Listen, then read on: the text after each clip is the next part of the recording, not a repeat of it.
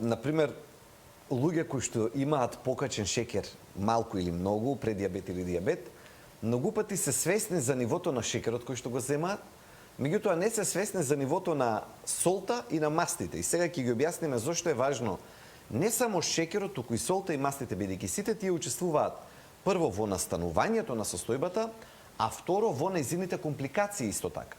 Сега настанувањето малку е биологија, малку ќе зборуваме за клетки, за инсулин, за сите тие работи, меѓутоа тоа е многу убаво човек да си го разбере телото и да му е јасно какви се процесите. Сите сме слушнале за терминот замастување на црн дроб, кога имаме повисоко ниво на масти во црниот дроб. Меѓутоа замастувањето во нашето тело не е можно само на црниот дроб. Секоја мускулна клетка или сите останати побитни клетки, особено мускулните клетки, може да бидат замастени. Како?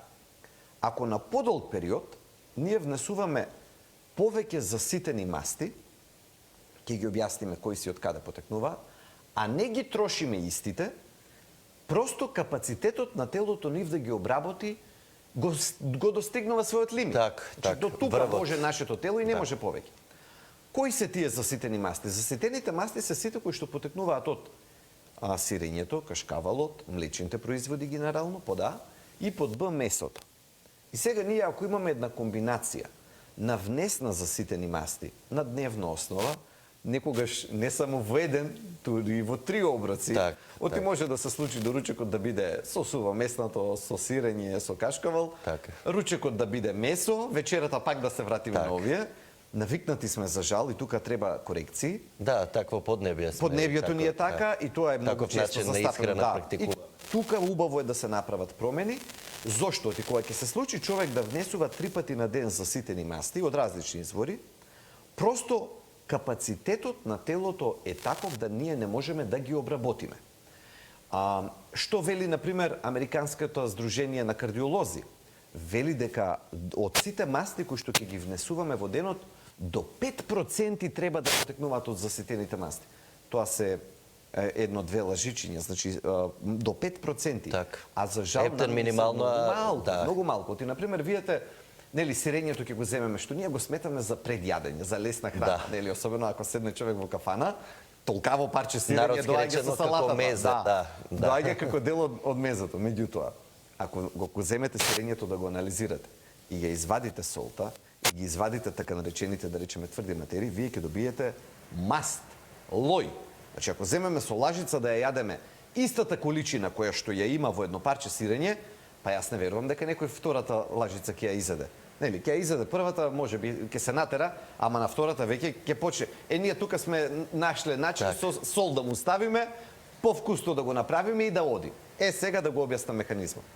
Кога ќе се замастат нашите мускулни клетки, што значи тоа? Во секоја мускулна клетка главното гориво е шекерот. Резервите се од капки масти.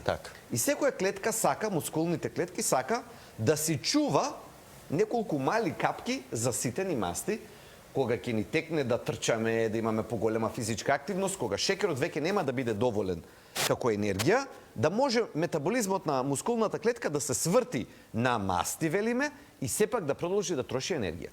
Но, бидејќи не трошиме толку многу, а внесуваме на дневна основа, наместо 3 капки, вака на памет зборувам, мускулните клетки завршуваат со 10 капки внатре заситени масти. Значи, доаѓа до многу голема акумулација на заситени масти и велиме дека доаѓа до замастување на мускулните клетки.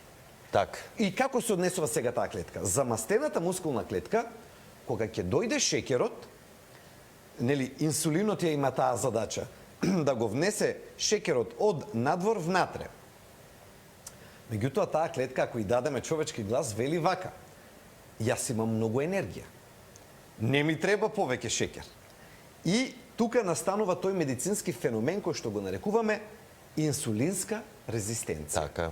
Почнала приказната на инсулинска... Всушност, тоа е таа состојба за која зборуваме така. Ова е тоа.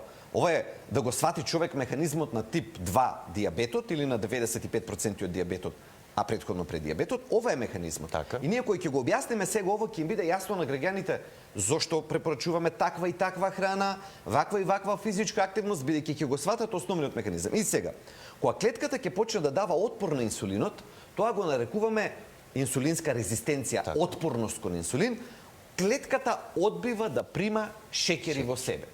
Шеќерот, оти нема кај да влезе сега во мускулните клетки за да гори, почнува да останува надвор од клетките, а тоа е во крвта. Така е. И како почнува во крвта да расте, така телото почнува да речеме да паничи. Тоа е покачено ниво. И го почнува да го качува инсулинот. Бидејќи телото гледа дека шеќерот не оди кај што треба да оди, се насобира во крвта и телото одговара соодветно и вика ајде да го качам нивото на инсулинот и почнува веќе да се гледа првиот момент ако правиме анализа хиперинсулинемија. Ништо од ово уште ние не можеме да го приметиме.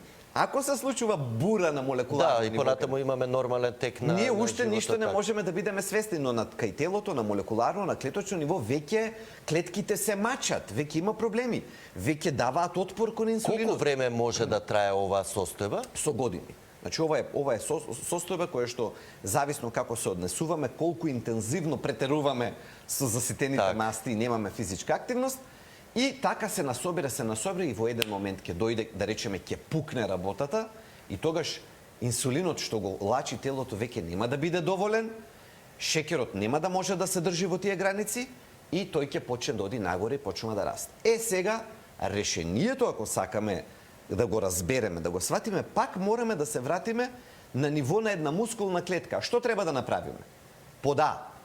Да го намалиме дотурот на заситени масти, значи не за доручек, ручек, вечера заситени масти, Барем еднаш дневно само, ако е неопходно. Да најдеме начин малку сме навикнати, да им дадеме шанса малку да здивнат.